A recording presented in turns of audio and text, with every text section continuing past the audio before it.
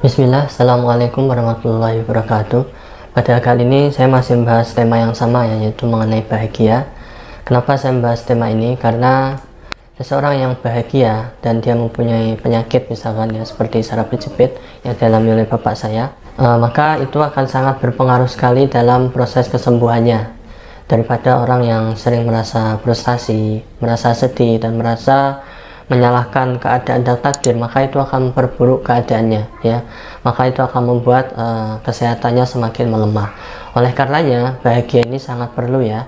Semua orang di dunia ini ingin merasa bahagia ya. Jangan biarkan rasa sedih ataupun masalah yang Anda hadapi itu membuat Anda tidak dapat menikmati hidup dan merasa tidak bahagia. Karena emang manusia itu diciptakan ya, seperti yang di dalam Al-Quran disebutkan bahwasanya kita semua ini diciptakan untuk menguji siapa yang paling baik amalannya. Kalau kita tidak ingin mendapatkan ujian ya, tentunya kita tidak hidup di dunia lagi ya. Artinya kita di alam kubur misalkan, maka sudah tidak ada ujian lagi.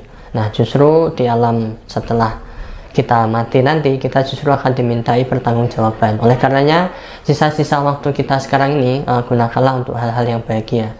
Khususnya mereka-mereka yang lagi sakit itu pasti merasakan sering depresi, sering patah semangat ya. Semoga dengan video ini bisa membantu memberikan rasa semangat kalian ya. Jadi ada 10 cara yang saya rangkum di sini ya, untuk kalian yang sedang merasa tidak bahagia dan merasa frustasi dengan rasa sakitnya. Ini hal yang wajar karena ini dulu dirasakan juga oleh bapak saya ya, waktu sakit HNP itu setahun. Emang secara psikologis dan mentalnya emang sering marah gitu ya, sering depresi, sering ngomong kecewa, sering ngomong gini, intinya sering merasa marah dan tidak bahagia. Dan waktu itu saya sering memberikan nasihat, jangan seperti itu ya Pak. Kalau seseorang ingin sembuh, maka dia harus mempunyai semangat dulu untuk sembuh. Jadi rasa semangatnya itu lebih besar daripada rasa sakitnya ya. Walaupun dulu bapak sampai lumpuh ya, dan misalkan itu sembuhnya dengan kolostrum, maka menurut saya tetap kesembuhan itu ada pada diri kita sendiri ya, yaitu dari pikiran. Oleh karenanya saya dulu sering motivasi bapak saya untuk selalu semangat dan bahagia. Berikut 10 tips bahagia yang sudah saya rangkum ya. Yang pertama adalah menerima sesuatu yang tidak dapat Anda ubah. Jadi takdir yang kita dapat sekarang ini, yaitu misalkan rasa sakit, maka ini sesuatu yang tidak bisa kita rubah dan kita hanya bisa menjalaninya dengan selalu berbanyak doa ya, dan berbanyak istighfar ya bagi yang muslim. Kemudian yang kedua, lepaskan sesuatu yang membuat itu menekan hidup Anda ya, seperti beban masalah keluarga atau mungkin stres karena mikirin ini itu. Maka lupakan semuanya dan kita berusaha untuk selalu berpikiran positif ya. Kemudian tips yang ketiga, berlari atau berjalan.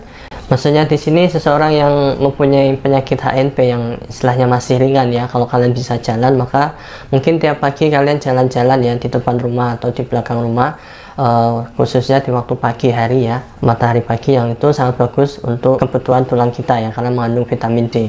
Sehingga kalian bisa melakukan ini, yaitu berjalan di pagi hari untuk merelaksasi pikiran kalian agar lebih tenang dan lebih bahagia ya. Kemudian yang keempat, hubungi orang-orang yang Anda sayangi atau orang-orang terdekat ya. Misalkan kita masih punya orang tua atau punya anak atau punya pasangan ya, sahabat, kakak, adik ya, siapa saja kita silaturahmi ya, walaupun mungkin kondisinya sakit ya, tapi setidaknya kita mungkin bisa WA-an atau teleponan ya. Dengan itu kita bisa menjaga silaturahmi ya, walaupun kondisi kita lagi sakit begitu.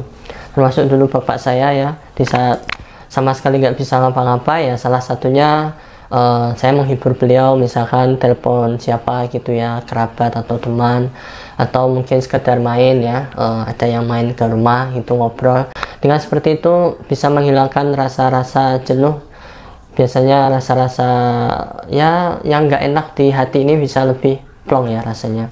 Kemudian tips yang selanjutnya adalah percaya pada diri Anda sendiri ya. Jadi kalau kita sakit, kita tidak usah terpengaruh dan gampang terprovokasi oleh orang lain. Misalkan orang ngomong, coba minum ini nanti kamu sembuh, coba minum ini nanti gini-gini ya. Mungkin nasihat itu bisa kita terima ya, cuma kalau kita sedang menjalani satu pengobatan atau perawatan, maka fokuslah dengan satu hal itu dulu ya, biar hasilnya lebih maksimal. Kemudian berikutnya, tuliskan segala sesuatu yang tidak Anda sukai, terus kalian menulisnya di sebuah kertas ya, kemudian kalian bakar. Jadi tulis sesuatu yang tidak kalian sukai, misalkan kecewa atau sedih atau frustasi, nah itu kalian tulis dan kalian bakar. Nah seperti itu bisa membuat emosional kita bisa lebih normal lagi ya.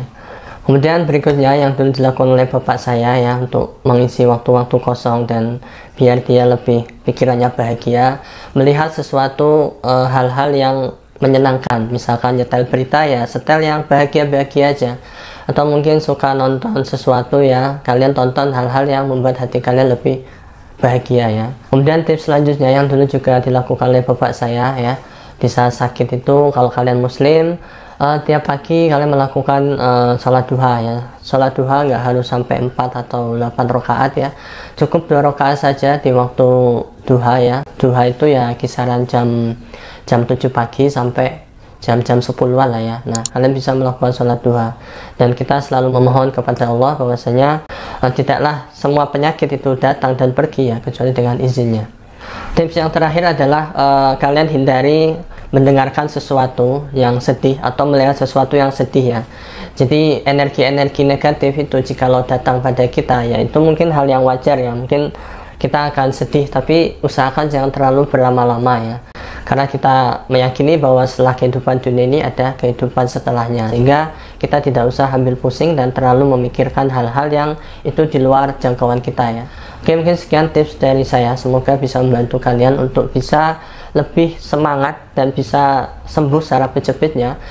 Yang bisa menyembuhkan penyakit HNP ini adalah diri kita sendiri ya, dan kita tawakalnya itu bisa dengan cara berobat ya.